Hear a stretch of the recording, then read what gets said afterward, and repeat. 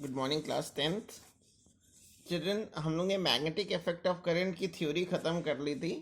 अब मैं इन text question देखना चाह रहा हूँ, एनसीईआरटी इन टेक्स्ट क्वेश्चंस। ठीक है, मैं क्वेश्चन को पढ़ रहा हूँ, सॉल्यूशन भी दिया हुआ है, लेकिन मैं क्या इसका आंसर बता रहा हूँ उसको सुनते चलिएगा। पहला क्वेश्चन देखिए, पेज नंबर 224 पे दिया हुआ है कि why does a compass needle get deflected when brought near a bar magnet. जब मैग्नेटिक कंपास के पास बार मैग्नेट को लाते हैं तो वो डिफ्लेक्ट क्यों हो जाता है। जो कंपास निडल है वो भी एक मैग्नेटिक निडल ही एक्चुअली, और मैग्नेटिक निडल की ये प्रॉपर्टी होती है कि जब कभी भी मैग्नेटिक फील्ड मैग्नेट के पास लाएंगे तो वो एक नॉर्थ साउथ डायरेक्शन में रुक जाएगी।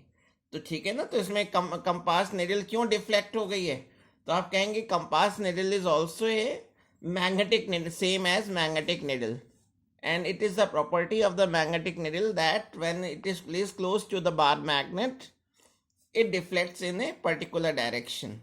ठीक है, तो ये इसका आंसर हो जाएगा। मैं वैसे ये आंसर भी आपको भेज दूंगा। फिर सेकेंड क्वेश्चन है पेज 228 पे, draw magnetic field lines around a bar magnet.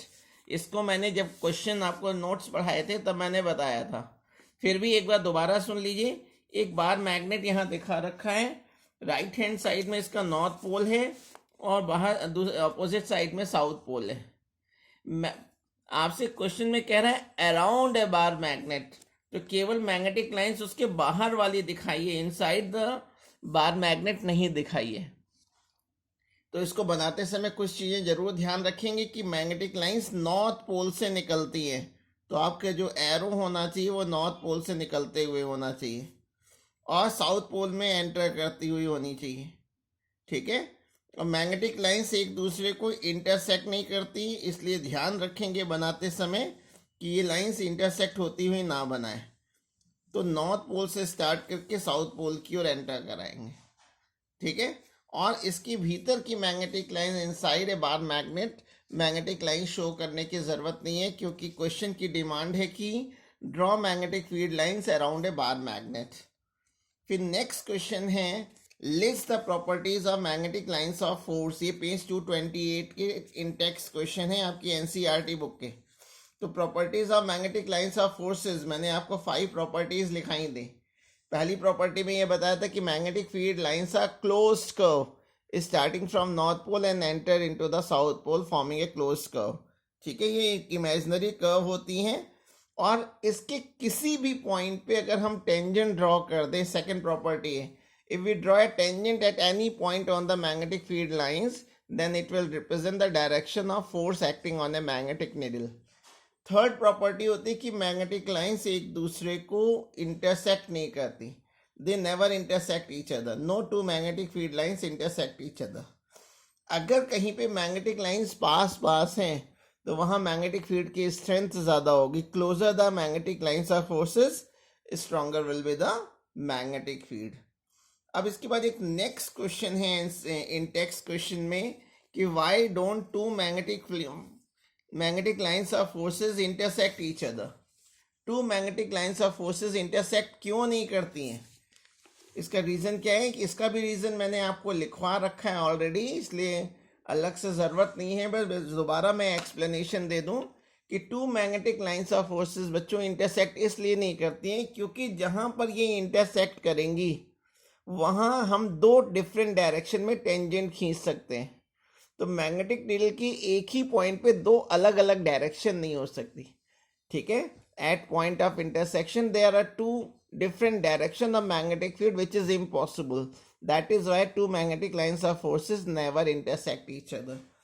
अब पेज 229 पे एक इंटेक्स्ट क्वेश्चन दिया हुआ है। क्या कह रहे हैं, consider a circular loop of wire lying in the plane of the table. ये कि इन्होंने वायर दिखा दिया है जो टेबल पे रखा हुआ है। Let the current passing through the loop clockwise, और इसमें क्लॉकवाइज डायरेक्शन में करंट फ्लो कर रही है।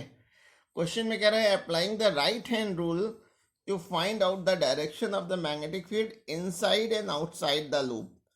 ठीक है, इनसाइड द लूप और आउटसाइड द लूप आपको मैग्नेटिक फील्ड लाइंस की डायरेक्शन बताना है।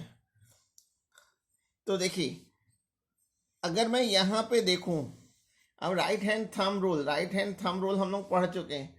राइट हैंड थंब रूल में ये पढ़ा था कि अगर कोई कंडक्टर है, ये कंडक्टर सपोज कर लीजिए इसमें पेन के कैप की डायरेक्शन में करंट फ्लो कर रही है, तो अगर हम राइट हैंड से कंडक्टर को इस तरह से होल्ड कर लें कि थंब करंट की डायरेक्शन में हो, तो मेरी फिंगर्स जिस डायरेक्शन में मुड़ी हुई हैं वो मैग्नेटिक फील्ड की डायरेक्शन को बताएगा कंडक्टर को पकड़ने के लिए। जैसे मैंने इसको पकड़ लिया तो मैग्नेटिक फील्ड की डायरेक्शन एंटी क्लॉकवाइज होगी। अब इसी का यहाँ यूज़ करना है। राइट हैंड थंब रूल की सबसे अच्छी बात यह है कि आप इन दोनों को इंटरचेंज कर सकते हैं।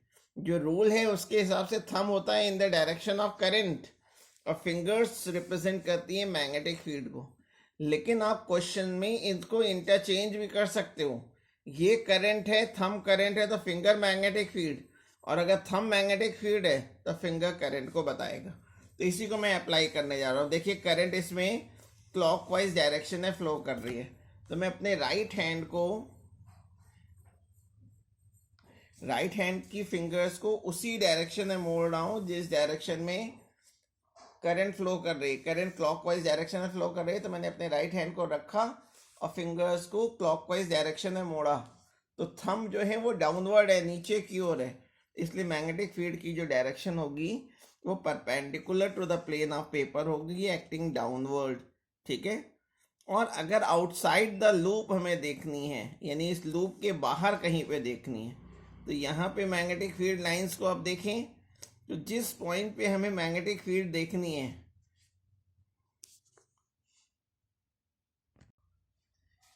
Now question number the magnetic field, ये पेज 229 का ही क्वेश्चन है, जिसमें ये कह रखा है कि इसमें चिल्ड्रन जो आउटसाइड वाला पूछ रहा था सर्कुलर लूप का, वो इसमें ठीक से समझ में नहीं आ रहा है, उसको मैं आपको फिर दोबारा बताऊंगा। अब ये है the magnetic field in a given region is uniform. अगर कहीं मैग्नेटिक फील्ड यूनिफॉर्म होती है बच्चों, तो उसको हम लोग इक्वल डिस्टेंस पे पैरेलल लाइन से शो कर देते हैं। यानी दो लाइंस के बीच, यानी पैरेलल तो होनी ही चाहिए, साथ में टू लाइंस के बीच की डिस्टेंस भी इक्वल होनी चाहिए। यानी इक्वी डिस्टेंट पैरेलल लाइंस अगर बना दिया है तो वो यूनिफॉर्म मैग्नेटिक फील्ड को रिप्रेजेंट करेगा। अब ये नेक्स्ट क्वेश्चन है, मल्टीपल चॉइस क्वेश्चन है, कह रहा है choose the correct option. The magnetic field inside a long straight solenoid carrying current. Magnetic field inside a long solenoid, inside a solenoid magnetic field same as bar magnet, uniform होगी। Uniform को कह सकते हैं कि same at all points. ठीक है, zero होती नहीं है, decrease as we move towards the end, ये भी नहीं होगा। क्यों? क्योंकि पैरेलल होती है मैग्नेटिक फील्ड, और पैरेलल अगर है तो ऊपर अभी देख चुके हैं कि यूनिफॉर्म होती है, यानी सेम होती है।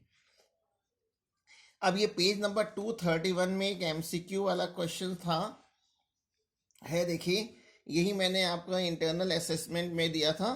जिसने सी और डी ऑप्शन में से कोई भी लिखा होगा उन दोनों को ही मार्क्स मिलेंगे, तो उस मार्क्स के लिए आप परेशान नहीं होंगे। क्वेश्चन क्या है, which of the following property of A proton can change while it moves freely in a magnetic field. देखिए जब भी कोई which of the following property of proton can change while it moves freely in a magnetic field, अगर कोई charge particle magnetic field में freely move कर रहा है, फ्रीली अगर मूव कर रहा है तो उस पर फोर्स लगता है। उसका फॉर्मूला होता है, ये फॉर्मूला होता है F is equal to q v B sine theta. ये फॉर्मूला आपने पढ़ा नहीं है, आपने फॉर्मूला पढ़ रखा है, आपने जो फॉर्मूला पढ़ा हुआ है वो ये पढ़ा है, F is equal to I B L sine theta. इसी में I की जगह अगर मैं Q बाई टी रख दूँ और डिस्टेंस की जगह स्पीड इंटू टाइम रख दूँ, डिस्टेंस L की जगह मैंने रख दिया V इंटू टी और I की जगह रख दिया Q बाई टी, तो देखिए T से T कैंसिल हो जाएगा, ये आ जाएगा q v B sine theta. ठीक है, तो ये नहीं कह सकते कि हमें मालूम नहीं है, ये फॉर्मूला देखा नहीं है। ये दोनों ही चीज़ आप जानते हैं, I का फॉर्मूला जानते हैं और L का फॉर्मूला जानते हैं। ठीक है ना, तो ये थोड़ा हायर ऑर्डर थिंकिंग वाले क्वेश्चंस में आ जाते हैं कि आपको थोड़ा सोचना पड़ेगा। तो फोर्स जो है चार्ज, तो फोर्स जब किसी भी चार्ज पार्टिकल को मैग्नेटिक फील्ड में रख देंगे तो फोर्स एक्सपीरियंस करेगा, और फोर्स लगेगा तो डेफिनेटली उसमें एक्सेलरेशन होगा तो उसकी वेलोसिटी में चेंज होगा, और वेलोसिटी में चेंज होगा तो मोमेंटम में चेंज होगा। इसलिए वेलोसिटी और मोमेंटम इसका सही आंसर है। ठीक है, अब नेक्स्ट यहाँ पे दिया हुआ है in activity 13.7 how do we think the displacement of rod AB will be affected? Current in rod AB is increased, a stronger horseshoe magnet is used, length of the rod AB is increased. देखिए हम लोगों ने ये पढ़ा था कि magnetic field हमेशा current के डायरेक्टली प्रोपोर्शनल होगी। अगर करंट की स्ट्रेंथ अगर आप बढ़ाएंगे तो डेफिनेटली जो है उसका डिफ्लेक्शन ज़्यादा होगा, यानी डिस्प्लेसमेंट ज़्यादा होगा। अगर मैग्नेटिक फील्ड स्ट्रॉन्ग कर देंगे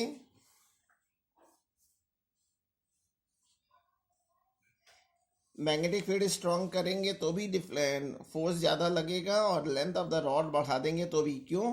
क्योंकि एफ का जो फॉर्मूला होता है IBL साइन थीटा। अगर आप करंट को बढ़ा रहे हैं यानी आई बढ़ा रहे हैं, स्ट्रॉन्गर हॉर्सशू मैग्नेट यूज कर रहे हैं, इसका मतलब बी बढ़ रहा है। तीसरा है लेंथ, तो तीनों के ही डायरेक्टली प्रोपोर्शनल होती है। ठीक है ना? तो यहाँ तक आप लोगों को करना है। अभी मैं इसको वीडियो वो फोटो क्लिक करके भेजूंगा।